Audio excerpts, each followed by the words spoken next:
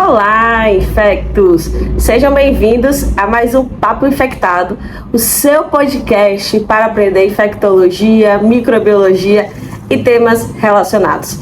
Quem ainda não me conhece, eu sou Ana Elisa, eu sou médica infectologista, mestra em microbiologia, fazendo doutorado agora na Fiocruz e estou aqui criando uma legião de infectolovers. Logo, se você está me ouvindo no Spotify, já segue aqui o nosso podcast, deixa suas 5 estrelas para a gente poder alcançar aí mais infectolovers. No YouTube, se inscreve no canal, viu? Quero ver todo mundo por aqui, te vejo também nas outras redes sociais. Antes da gente ir para o nosso Infecto Causo do dia, eu quero lembrar para vocês que eu atendo via telemedicina para todo o Brasil. Então, quem estiver precisando de uma consulta com a Infecto aqui, vou deixar o link na descrição. E lembrando também que quem quiser aprender antibiótico-terapia, dá o passo inicial com a maratona antibiótica, que é muito mão na massa mesmo, em que você vai aprender qual é o raciocínio clínico na hora de prescrever um antibiótico, pensar empiricamente nas infecções comunitárias mais frequentes, assim como interpretar o antibiograma. Lá em 8 dias você vai ter o ensinamento disso tudo. Então eu te convido também, vou deixar aqui o link na descrição. No Infecto Causo de hoje, eu trouxe um caso clínico baseado numa questão, e aí depois a gente vai desenrolar a discussão de um artigo, tá? Então eu fiz isso de uma forma bem leve, bem descontraída, como é aqui o podcast. Então eu vou ler aqui para vocês o caso que eu trouxe, tá? Joana, 23 anos, procura atendimento, pois está com corrimento branco amarelado com odor desagradável, que piora com as relações sexuais. Ela refere vida sexual ativa com parceria fixa há 2 anos.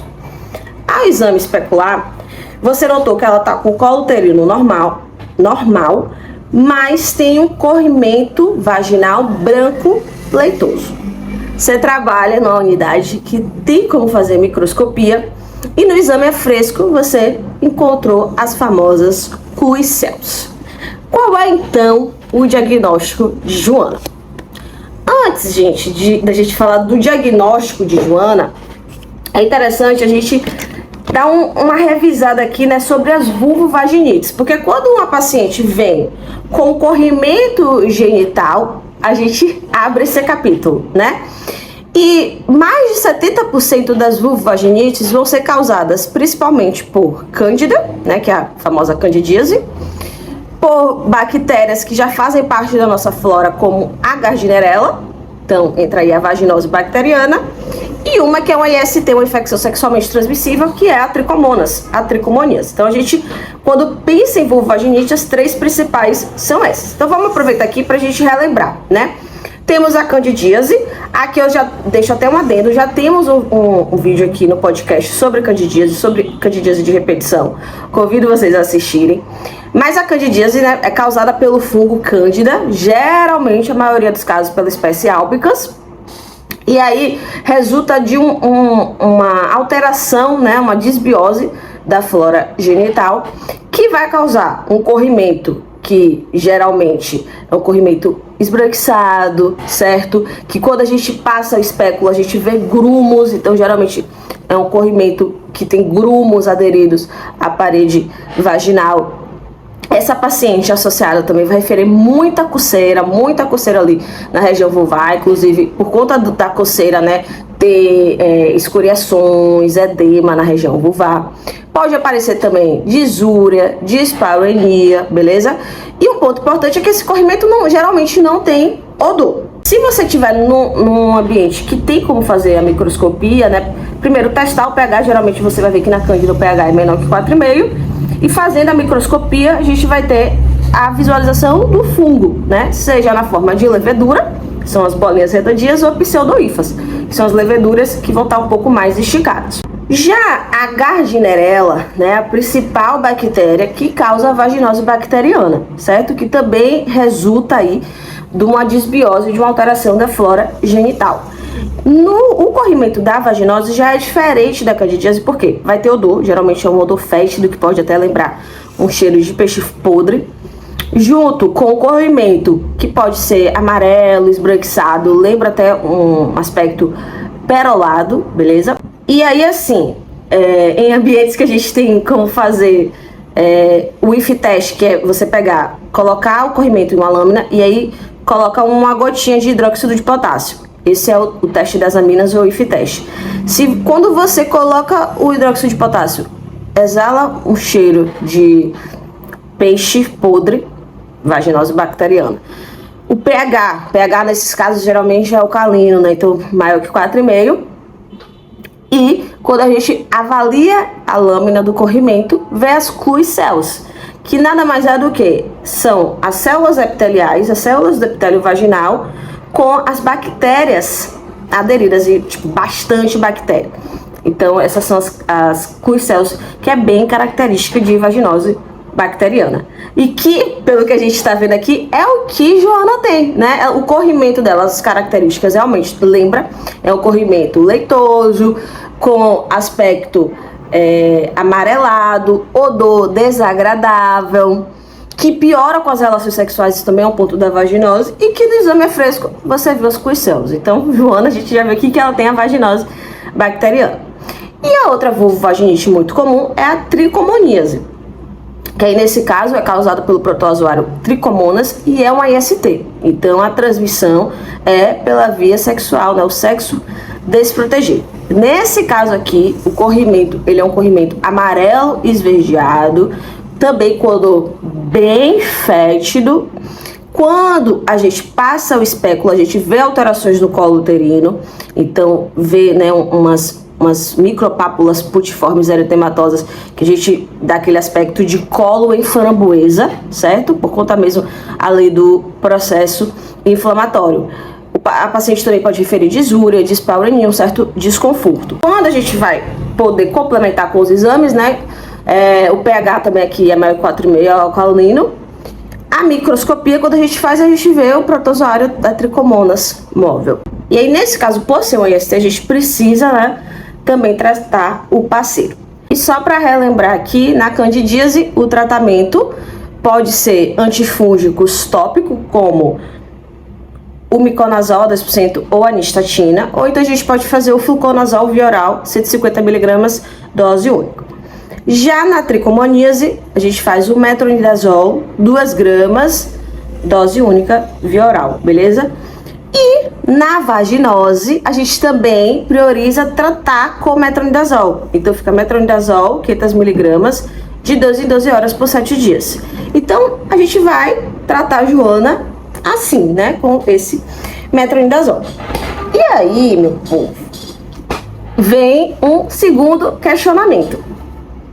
Preciso tratar o parceiro de Joana? Joana me fala que tá há 2 anos com esse parceiro. Será que precisa? Aqui é um ponto importante, gente. Esse questionamento tem sido sempre recorrente, já teve artigos que tentou responder sobre isso, porque se tem uma alta taxa de recorrência na vaginose bacteriana. Então, cerca de 50% das mulheres que tratam a vaginose, em 3 meses acabam tendo uma recorrência. E aí, a gente tenta entender por que dessa recorrência. E um dos questionamentos é, será que o parceiro é um possível reservatório das bactérias que pode estar, de alguma forma, fomentando a transmissão para essa mulher? E aí agora, em 2025, em março de 2025, o New England publicou um artigo justamente querendo entender, será que se a gente fizer o tratamento com alguma coisa oral e tópica, justamente para ir nas bactérias que ficam ali na uretra distal, no prepúcio, será que se a gente tratar esse parceiro, a gente diminui as recorrências da vaginose bacteriana? Então, foi assim que surgiu o setup, que é o nome do estudo, certo? Foi um estudo randomizado, então eles dividiram casais em 2 grupos. Um grupo em que só a mulher ia tratar a vaginose bacteriana com metronidazol por 7 dias e o parceiro não ia tratar nada. e o outro grupo em que ia tratar as mulheres com vaginose e os seus parceiros, tratando os parceiros com metronidazol oral e clindamicina tópica. Então esses casais eles foram sorteados nesses grupos, certo? Foi um estudo aberto e isso acaba sendo uma limitação porque as pessoas que estavam participando da pesquisa e os próprios pesquisadores sabiam em que grupo elas estavam. Aconteceu lá na Austrália, foram selecionadas mulheres que tinham diagnóstico de vaginose bacteriana e que tinham a parceria fixa há pelo menos 8 semanas. Então eles foram divididos nesses dois grupos, né? O grupo controle, em que só tratava a mulher, e o grupo da intervenção, em que tratava a mulher e o homem. Para dar a dose exata para vocês, o homem ficou tratando com metronidazol, 500mg de 12 em 12 horas por 7 dias, mais clindamicina creme, né, aplicando na glândula e no corpo do pênis ali por 7 dias. E foram orientados que em todos os grupos não se tivesse relações sexuais por 7 dias. Aí, gente, a gente vai para o resultado do estudo. O resultado do estudo já chama a atenção por um fato. O estudo precisou ser interrompido, porque se viu que o grupo com a intervenção, o grupo em que estava tratando os homens, a recorrência foi muito menor. E isso com evidência estatística, né? Ou seja, foi importante, parar, porque os benefícios de fazer a intervenção estavam sendo muito maiores. Quais foram esses benefícios? Eles perceberam que no grupo que tratou o parceiro, a recorrência de vaginose bacteriana nas mulheres foi de 35%. E com o intervalo de confiança ali variando entre 1,1 a 2,4. O intervalo de confiança perde a credibilidade quando passa pelo 1, então se fosse de menos alguma coisa ou de 0 para cima. E veja, ele não passou pelo 1, ele começou no 1,1 a 2,4. E também quanto menor o intervalo, mais confiável. E foi um intervalo pequeno, né? De 1 para 1, 1,1 a 2,4. Já no grupo que não tratou o parceiro, a recorrência foi quase o dobro, 63%. E teve também evidência estatística, o intervalo de confiança foi de 3,2 a 5,7. Então não passou pelo 1, o que é ótimo. Além disso, eles perceberam o seguinte, que no grupo que fez a intervenção, as mulheres que tiveram recorrência só tiveram ali numa média de 74 dias após o tratamento. Já nas mulheres que o marido não tratou, a recorrência foi mais ou menos 54 dias após o tratamento. Então, 20 dias de diferença. E que teve também uma relevância estatística, né, o P menor que 0,001. Então, por conta disso, foi muito importante parar o estudo e falar, gente, tá claro, tá nítido, com evidências estatísticas, de que tratar o parceiro tem muito mais benefício para evitar a recorrência. Foi um estudo que teve alta adesão. Óbvio que o creme dificultou um pouco a adesão, mas foi alta. Teve efeitos colaterais que são próprios do metronidazol. Então, algumas mulheres, alguns homens relataram náuseas, dor de cabeça, gosto metálico, mas nada assim muito exuberante.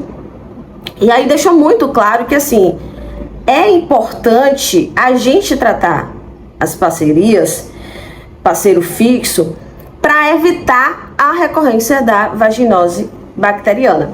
E aí você pode estar falando assim, mas Elisa, esse não é um estudo inédito, já aconteceu isso, de avaliar, de tentar tratar os parceiros das mulheres com vaginose bacteriana e não teve essa evidência toda. Mas, gente, esse estudo tem um diferencial, porque os outros estudos só faziam com que o homem tomasse comprimido.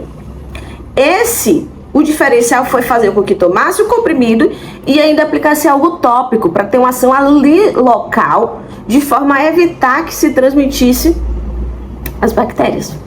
Então esse foi assim um grande diferencial, sabe? Esse próprio estudo fala que, na verdade, pode ser que com o tempo a gente passe a utilizar várias medidas para evitar a recorrência de vaginose. Além de tratar o parceiro, tem estudos até do próprio Ningland mostrando que o uso de probiótico vaginal em mulheres com vaginose também foi uma forma de evitar a recorrência. Então, pode ser aí uma possibilidade. Sobre as limitações do estudo, é bom falar aqui, as limitações foram que a maioria dos participantes veio de um centro só da Austrália, então isso é ruim porque a gente acaba não tendo uma variabilidade, né, tão grande dos pacientes. Foi um estudo aberto, ou seja, tanto os pacientes, os participantes, quanto os pesquisadores sabiam em cada grupo que eles estavam alocados. E isso é ruim, o importante, melhor que seja cego, né, porque aí saber onde você está, isso pode de uma forma gerar um viés, influenciar nas respostas. Faltou dados comparativos com os homens que não receberam o tratamento. Então, avaliar também os homens que não receberam. E foi um estado com casais monoestáveis, ou seja, eles tinham que ter pelo menos 8 semanas juntos, sem ter outros tipos de relacionamentos. Então, a gente não sabe se essa conduta seria viável, por exemplo, para uma mulher que não tem parceria fixa, para uma mulher que tem múltiplas parcerias. Mas é assim um estudo realmente que veio para romper, porque deixa muito claro como principal lição que se a mulher, né, como o caso aqui de Joana, se a mulher teve vaginose bacteriana e tem uma parceria fixa, é de bom tom tratar o parceiro com o metronidazol, né, fazendo a dose de 500 mg de 12 em 12 horas via oral por 7 dias, mais clindamicina creme a 2%, de 12 em 12 horas, aplicando ali na glande, no corpo do pênis, por 7 dias, porque se viu que diminui a recorrência, né? Já que 50% das mulheres vão ter recorrência, é uma forma também da gente romper essa recorrência. Claro que assim, nessas condutas a gente também fica muito na expectativa da diretriz, né? O que as diretrizes vão dizer. Mas o Up to Date, por exemplo, que é um lugar que a gente está sempre fomentando para ver nossas condutas, já tá sim, já tá colocando essa conduta. Eu confesso a vocês que eu tenho já, recentemente eu tratei uma paciente com vaginose, eu fiz isso eu tratei o parceiro dela, era uma paciente que já tava ali com um quadro de 6 meses, arrastado, porque, como eu falo aqui pra vocês, né, pro infectologista vai já chegar aquela paciente com aquele corrimento que não passa e tal, e aí eu achei de bom tom tratar também o parceiro. Então, gente, eu vou deixar aqui linkado para vocês darem uma conferida também no artigo, mas eu acho que realmente deixa 2 lições da gente começar a avaliar, tratar a parceria na vaginose bacteriana e questionar até que ponto, assim, será que a vaginose não é mesmo uma IST? Será que ela realmente não tem um padrão? Porque será que o homem está transmitindo para a mulher? Também algo que a gente vai começar a discutir essa definição, né? Porque tricomoníase já está muito bem estabelecido que é IST, cândida até agora realmente são disbiose, mas vaginose fica aí agora, né? Começa aí agora essas questões. Me contem aqui se vocês vão aderir ou não a essa conduta. E também compartilhem a experiência de vocês para que a gente possa estar discutindo aqui. Um beijo e até o próximo Papo Infectado.